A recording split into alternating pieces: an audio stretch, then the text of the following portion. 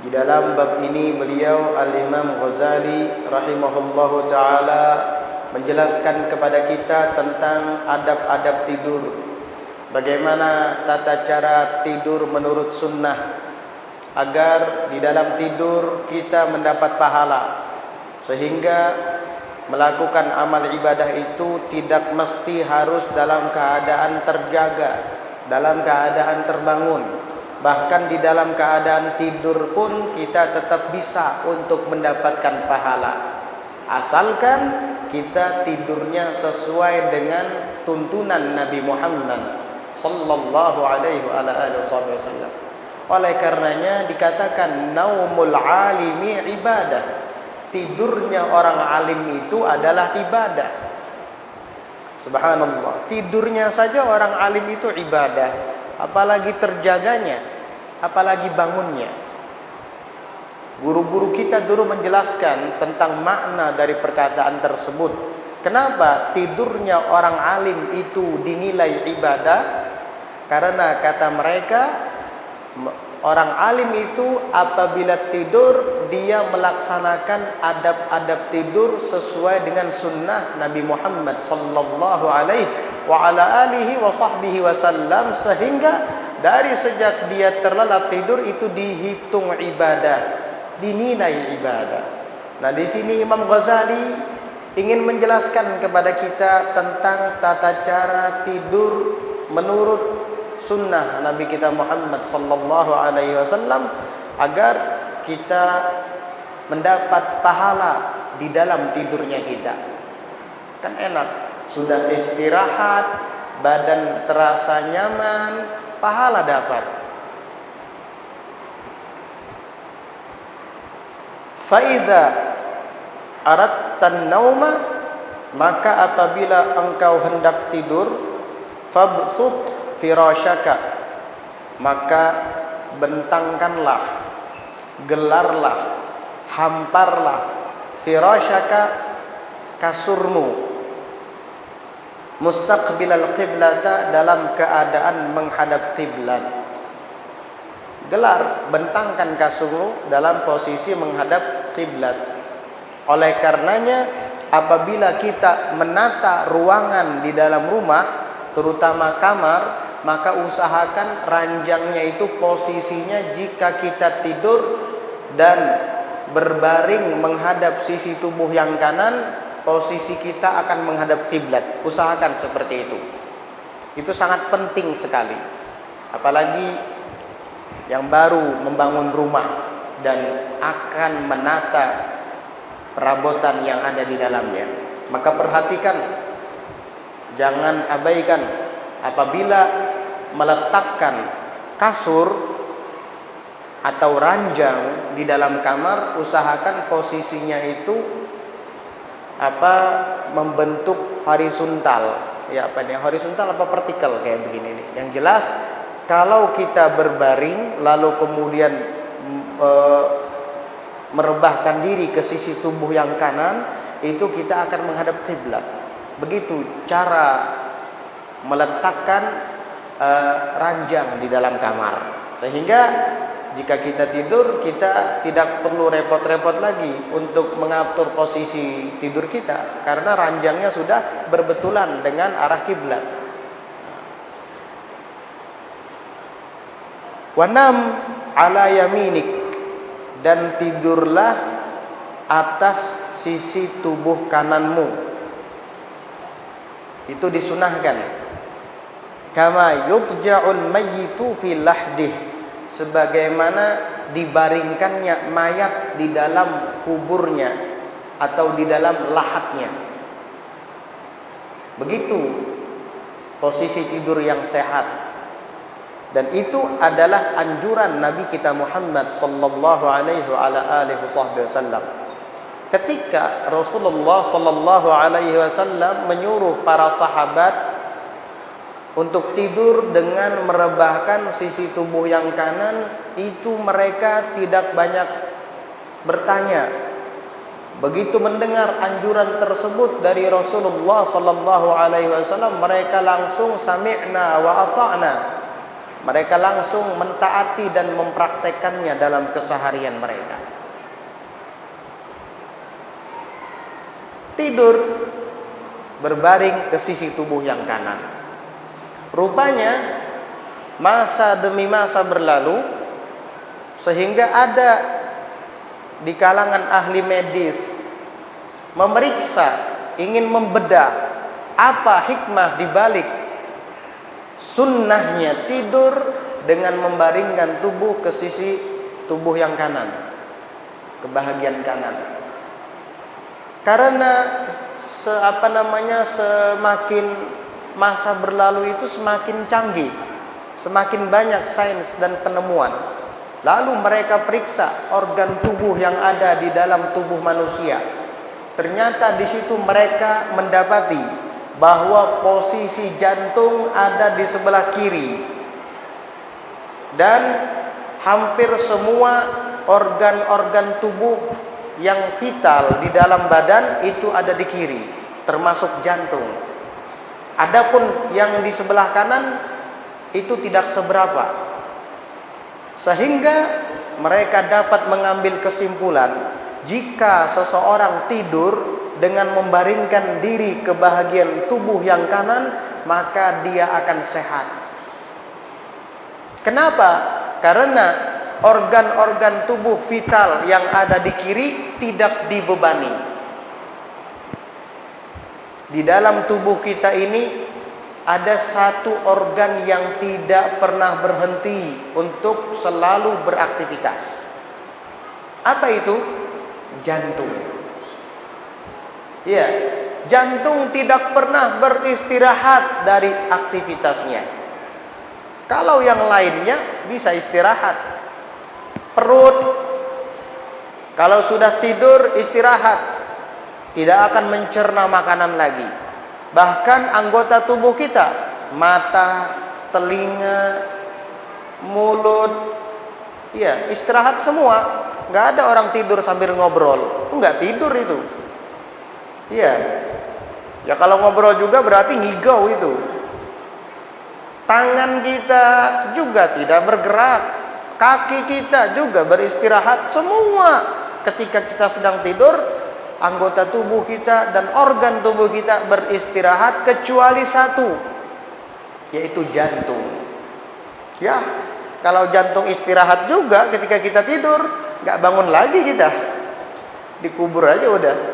Iya, karena jantungnya sudah tidak berdetak. Sehingga jantung ini tidak ada istirahatnya, terus berdetak. Supaya jantung ini berdetak dengan leluasa, walaupun dia tidak beristirahat, minimal jangan dibebani.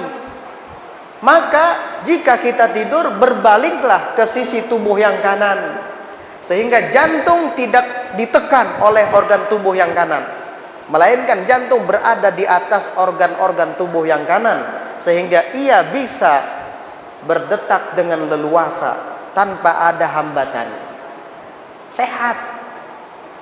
Coba kalau seandainya kita berbaring ke sisi tubuh yang kiri, itu semua organ-organ tubuh yang kanan akan menekan jantung kita. Pantas baru berumur 35 udah jantungan. Kamu sih tidurnya tidak meniru dengan apa yang dicontohkan oleh Nabi Muhammad sallallahu alaihi wasallam. Tidak menurut dengan anjuran Nabi Muhammad sallallahu alaihi wasallam. Padahal di zaman itu belum ada penemuan-penemuan canggih seperti di zaman sekarang. Rasulullah sallallahu alaihi wasallam sudah canggih. Rasulullah sallallahu alaihi wasallam sudah maju. Orang sekarang ketinggalan, baru tahu sekarang. Sebelum adanya penemuan, sebelum adanya medis, Nabi Muhammad sudah tahu tips tidur yang sehat sallallahu alaihi wasallam. Kemudian dianjurkan para sahabat untuk mempraktekkannya. Jadi begitu. Sunnah berbaring tidur seperti itu.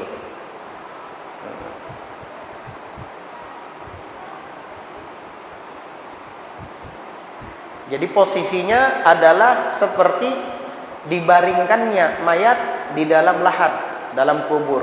Begitu juga kita tidur.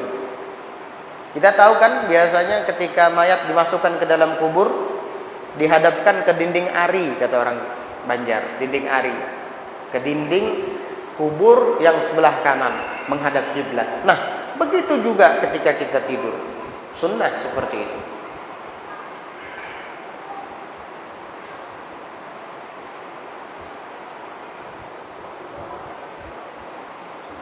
Kemudian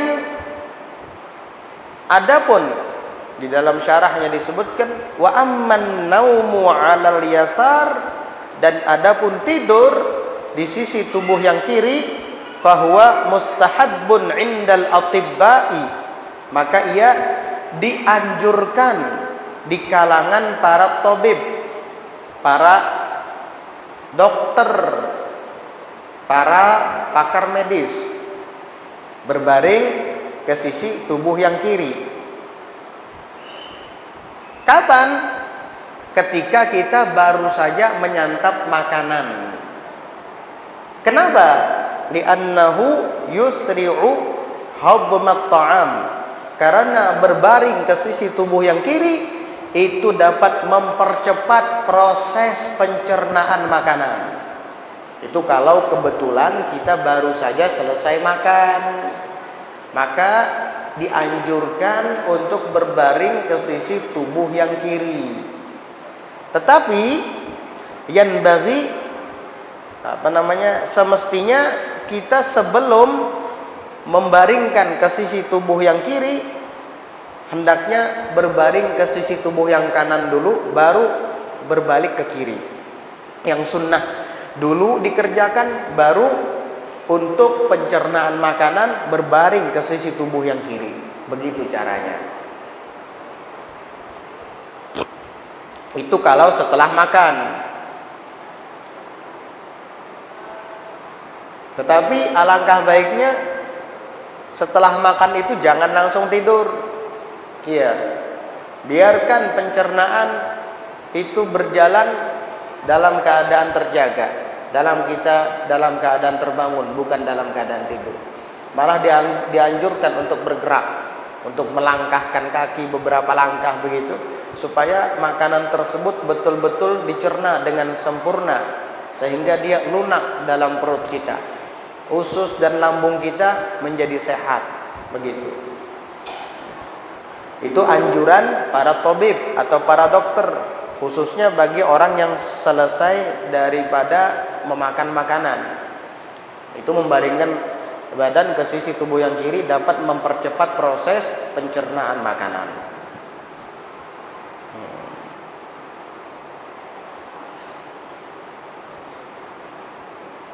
Wa amman naumu 'alal wujuh, dan adapun tidur atas wajah, artinya atas bahagian depan tubuh, berarti posisinya dalam keadaan tiarap, tengkurap, betiharap. Apa itu? Fahuwa naumus syayatin, maka itu adalah tidurnya setan. Wa huwa makruh, dan itu adalah makruh. Ya, tidur tiarap itu makruh itu. Tidurnya setan. Pasti kalau bangun dari tidur dadanya sakit, cepat menghilangkan kesehatan dari tubuh kita. Makanya dimakruhkan dalam agama tidur dalam keadaan tiarap. Ente gimana tidurnya? Hampir setiap malam tiarap. Kenapa? Main HP. Sebelum tidur chattingan dulu, buka Facebook dulu, buka Instagram, buka WhatsApp, ketiduran, tiarap sampai bangun. Itu kalau orang tidurnya tiarap, bangunnya sakit dadanya. Lama kelamaan jantungan nanti. Makanya dimakruhkan. Apalagi perempuan, tidak dianjurkan sekali tidur tiarap seperti itu. Apalagi hamil. Iya. Sudah hamil tidurnya tiarap lagi. Jangan. Iya. Itu makruh hukumnya. Pantas orang tua kita dahulu itu mengatakan, kada boleh berharap apa jer? mendoakan kawitan lakas mati. Itu sebenarnya trik aja itu, siasat supaya kita tidak tidur dalam keadaan tiarap. Kenapa? Karena yang namanya anak pasti sayang dengan orang tua. Kalau orang tua mengatakan, "Nak, jangan tidur tiarap, makruh," gak didengar sama dia. Iya, makruh aja juga, ada haram juga. Nah, kan begitu. Tapi kalau kita katakan, "Nak, jangan tidur tiarap," sama saja doakan abah dan ibu cepat mati. Wah, dengar kayak gitu anak gak berani tiarap. Kan sayang dia sama abah dan ibunya. Wah, kalau saya tiarap nanti abah ibu saya mati. Ya, akhirnya dia gak tiarap. Itu cara orang dahulu mendidik anaknya. Kalau dibilang makruh nggak peduli dia. Tapi kalau dibilang kayak tadi, doakan orang tua cepat meninggal, takut dia. Akhirnya tidak tidur dalam keadaan tiarap. Ternyata betul kata orang tua dahulu, tidur tiarap itu tidak sehat, dan tidur tiarap itu di dalam agama kita hukumnya makruh. Nih yang suka main laptop, yang suka main HP, sering tidur tiarap. Kalau lagi diurut, lain lagi ceritanya. Kalau lagi diurut memang, kalau belakang yang sakit lalu diurut, masa tidurnya telentang?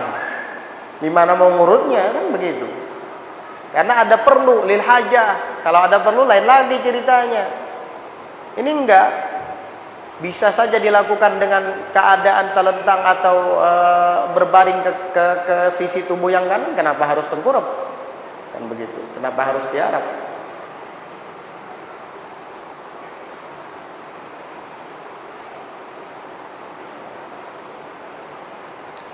Wa yanbaghi min jihati tibb an yattaji'a 'alal janibil aymani qalilan, dan sepatutnya dari sisi kedokteran jika kita ingin mempraktekkan berbaring ke sisi tubuh yang kiri, min jihati tibb, dari sisi anjuran dokter, dari sisi medis, ini tentunya setelah makan ingin supaya mempercepat proses pencernaan, maka sepatutnya an yattaji'a 'alal janibil aymani qalilan ba'dal akl. Hendaknya dia berbaring ke sisi tubuhnya yang kanan terlebih dahulu qalilan, sedikit saja, sebentar aja. Ba'dal akli, setelah makan, thumma yanqaliba, maktub kepada an yattaji'a. Thumma yanqaliba, kemudian dia berbalik alal janibil aysar, atas sisi tubuh yang kiri. Begitu.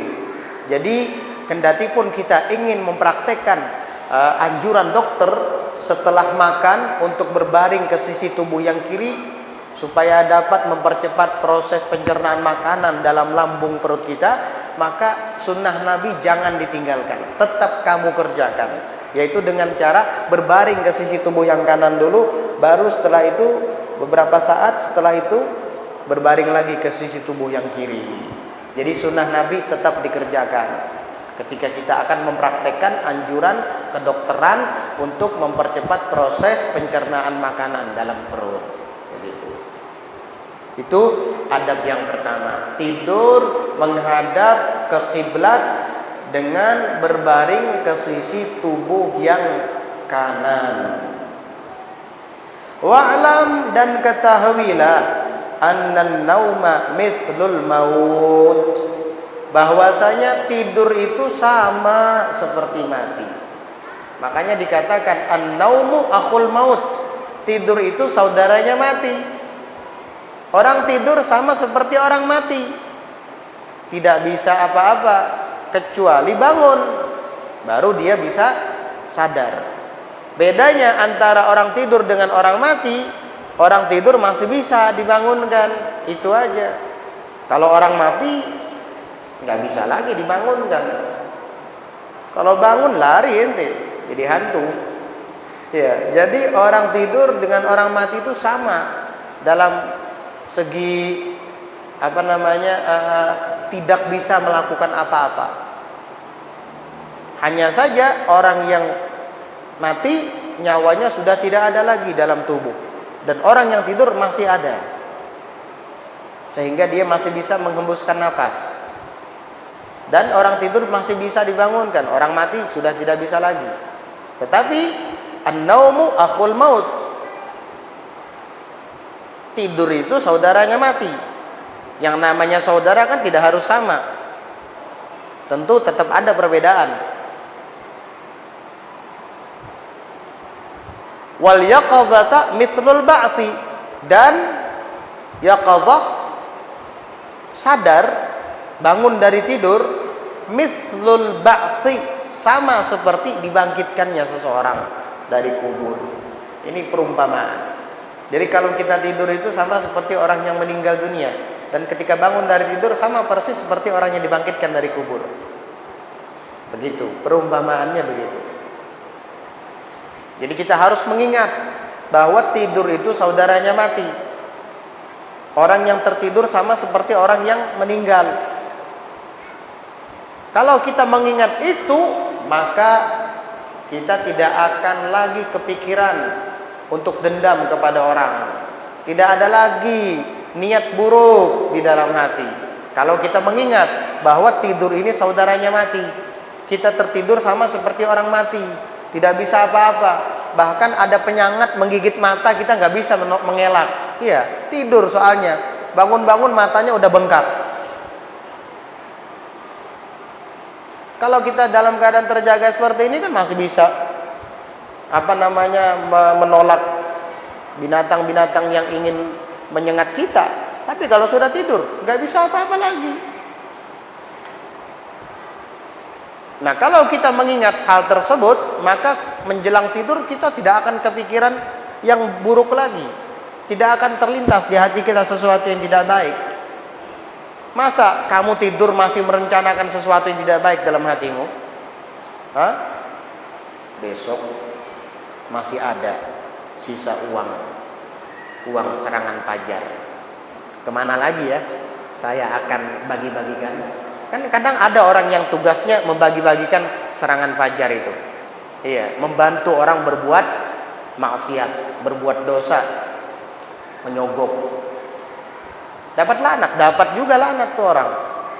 Jadi sebelum tidur dia tulis dulu, besok si A, si B, si C belum kasih. Kampung sebelah belum, duitnya udah anu. Wah. Tidur dalam keadaan berniat tidak baik. Dalam keadaan berniat ingin ketika bangun nanti melakukan dosa dan maksiat. Na'udzubillah. Wala'allallaha ta'ala yaqbidu ruhaka fi lailatik, dan barangkali Allah Ta'ala akan merenggut nyawamu fi lailatik, di malammu itu. Hati-hati. Oleh karenanya, kalau kamu sudah sadar bahwa tidur itu saudara mati, dan kamu tertidur itu persis mirip seperti orang mati, dan barangkali Allah Ta'ala akan mencabut ruhmu sedangkan engkau dalam keadaan tidur di malam itu, fakun, maka jadilah musta'iddan liliqa'ih, bersiap-siap untuk berjumpa dengannya Allah Subhanahu wa Ta'ala. Bagaimana tata cara kita mempersiapkan diri untuk berjumpa dengan Allah menjelang tidur kita? Nanti akan dibahas oleh Imam Ghazali panjang lebar lagi. Insya Allah kita akan baca di pelajaran selanjutnya. Di sini nanti beliau akan mengatakan bi antana ma'ala taharah, dengan bahwa engkau pertama-tama tidur dalam keadaan suci, bersih dari hadas besar, bersih dari hadas kecil, dan lain sebagainya. Insyaallah nanti kita akan bahas di pelajaran selanjutnya. Wallahu a'lam bissawab. Ada pertanyaan?